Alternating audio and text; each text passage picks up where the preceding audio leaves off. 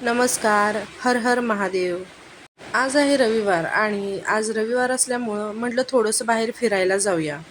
तेवढाच थोडाफार चेंज होतोय आणि सार्थकलाही चेंज होईल थोडा. बरेच दिवस झालं आम्ही असं कुठे बाहेर आलो नव्हतो फिरायला. म्हणून 2 व्हीलरवरून आम्ही असं निघालो फिरायला. आता फिरायला तर आम्ही चाललो, पण मला माहिती नव्हतं कुठं जायचंय फिरायला ते. कारभारी बोलले, "चल तयार हो, आपण जाऊया बाहेर फिरायला." मग मी पण लगेच तयार झाले, पण कुठं जायचं हेच माहिती नाही. तर हे सगळं असं होतं. पहिल्यांदाच आम्ही या मंदिरमध्ये येत होतो. असंच एका कुठल्यातरी रीलमध्ये कारभाऱ्यांना हे मंदिर दिसलं होतं, तर बोलले आपण पण जाऊन येऊ. आपल्या इथून हे जवळच आहे. जमखंडीतून 9-10 किलोमीटर अंतरावर हे मंदिर आहे. बहुतेक कालभैरवांचं मंदिर आहे हे. तर मंदिर खूप छान होतं. असं साईडला हे एक पाण्याचा कुंड आहे. इथलं पण काहीतरी पाण्याचं महत्त्व आहे. जास्त फारशी काही इथली माहिती नाही, त्याच्यामुळं नाही सांगू शकत. मंदिर तर छान आहे. इथलं वातावरण खूप भारी होतं.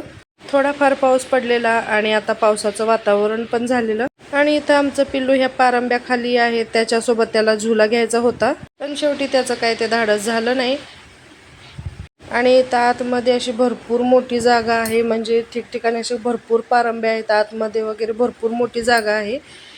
थोडंसं आत गेली मी पण जास्त काय आत गेली नाही.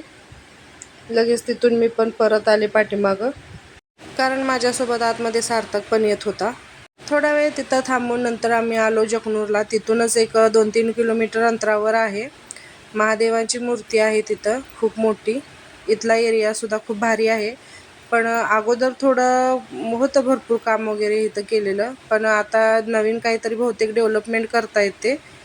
तर अशी छान अशी महादेवांची मूर्ती आहे. आता बांधकामाचं वगैरे काम चालू आहे तिथं. या ठिकाणी पण मी पहिल्यांदाच येत आहे. याच्या अगोदर मी कधी गेली नव्हती. अशा साईडच्या कट्ट्यावर सगळीकडे महादेवाच्या पिंड वगैरे ठेवलेल्या आहेत. म्हणजे खूप छान असं केलेलं आहे इथं.